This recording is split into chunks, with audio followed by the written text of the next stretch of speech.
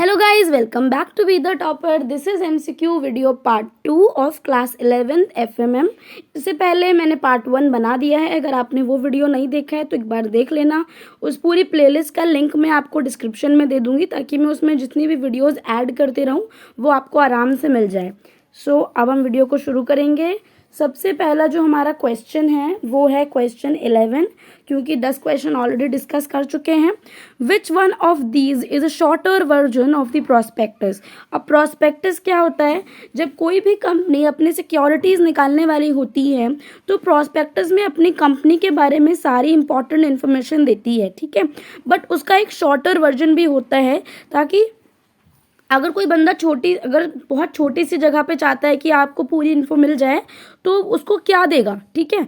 तो जो प्रोस्पेक्टस होता है उसका शॉर्टर वर्जन को हम लोग क्या बोलते हैं, इसका आपको आंसर बताना है. तो हमारे पास ऑप्शन है abridged prospectus, offer document, shorter prospectus या फिर ऑफर डॉक्यूमेंट्री. तो इस क्वेश्चन का आंसर है एब्रिज्ड प्रोस्पेक्टस. और गाइज मैं आपको बोलूँगी कि देखो वीडियो को स्किप मत करना, क्योंकि बीच बीच में मैं आपको इंपॉर्टेंट इन्फो बताऊंगी जो आपको ऐसे पता नहीं चल पाएगी. अब ये जो प्रोस्पेक्टस है इसी का दूसरा नाम होता है ऑफर डॉक्यूमेंट, ठीक है. अब आते हैं क्वेश्चन नंबर 12 पे. Which of these option comes under the definition of securities. अब हमारी जो SCRA की जो एक्ट है उसके अंदर एक वर्ड है सिक्योरिटी, ठीक है. तो जो सिक्योरिटीज़ वर्ड है उसका डेफिनेशन के अंदर बहुत सी चीज़ें आती हैं जिनको हम सिक्योरिटीज़ मानते हैं. तो हमें ये बताना है कि इनमें से कौन कौन सी चीज़ें सिक्योरिटीज़ वर्ड के डेफिनेशन के अंडर आती हैं. तो stocks and other marketable securities, bonds and scripts या फिर शेयर्स या फिर ऑल ऑफ दी अबव. तो इस क्वेश्चन का जो आंसर है वो है ऑल ऑफ दी अबव. अब हम आते हैं अपने 13 क्वेश्चन की तरफ, जो कि है what is a primary market. तो इनमें से जो एप्रोप्रिएट आंसर है वो आपको चूज करना है. For new investors, channel for sale of new securities, for already sold securities या फिर नन ऑफ द अबव. तो इस क्वेश्चन का आंसर है सेकंड, कि प्राइमरी मार्केट एक ऐसी जगह है जो इशूअर्स को एक चैनल प्रोवाइड करती है कि आप अपनी नई सिक्योरिटीज यहाँ पर पब्लिक को, इन्वेस्टर्स को बेच सकते हैं. अब आते हैं अपने क्वेश्चन नंबर 14 की तरफ, जो कि है what is a public provident fund. Public provident fund क्या होता है? ऑप्शंस हैं fixed income debt instrument, long term savings instrument, short term savings instrument या फिर बोथ 1 and 2. तो इस क्वेश्चन का आंसर है second, long term savings instrument होता है पब्लिक प्रोविडेंट फंड. और ये जो पहला ऑप्शन है fixed income debt instrument, this is about bonds, ठीक है. तो अभी हमने पब्लिक प्रोविडेंट फंड के बारे में पढ़ा, तो मुझे ऐसा लगता है कि वहाँ से आपसे ये क्वेश्चन ही पूछे जा सकते हैं कि भाई मैच्योरिटी कितनी होती है, इंटरेस्ट पेएबल क्या होता है. तो हम ये भी एक बार देख लेते हैं कि पब्लिक प्रोविडेंट फंड एक लॉन्ग टर्म सेविंग इंस्ट्रूमेंट है.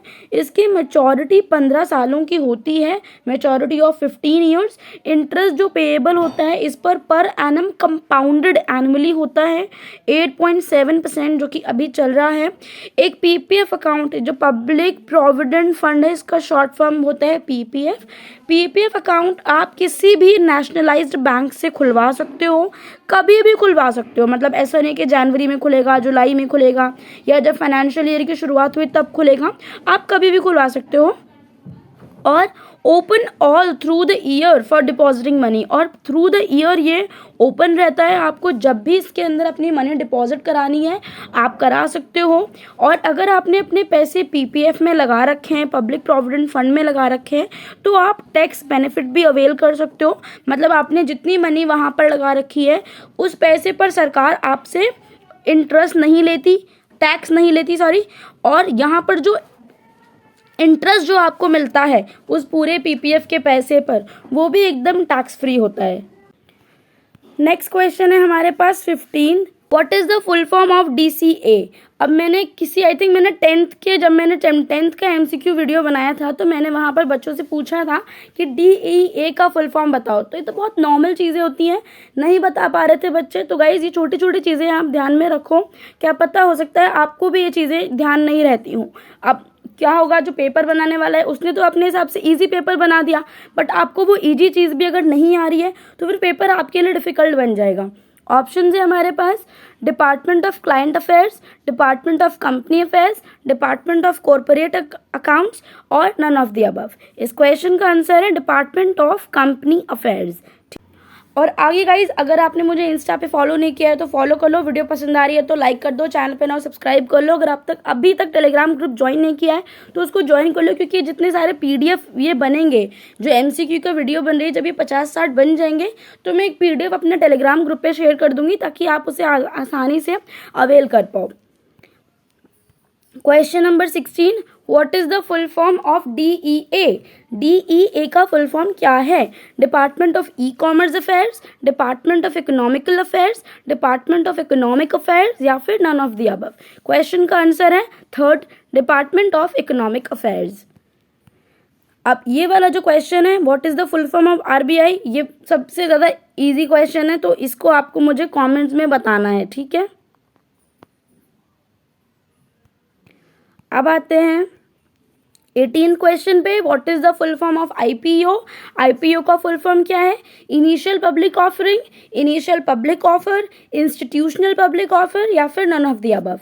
तो इस क्वेश्चन का आंसर है सेकंड, इनिशियल पब्लिक ऑफर। जब कंपनी पहली बार प्राइमरी मार्केट में अपनी सिक्योरिटीज निकाल रही होती है सेल करने के लिए, तो उस चीज़ को बोला जाता है इनिशियल पब्लिक ऑफर, जब कोई कंपनी पहली बार पब्लिक को कोई ऑफर दे रही होती है।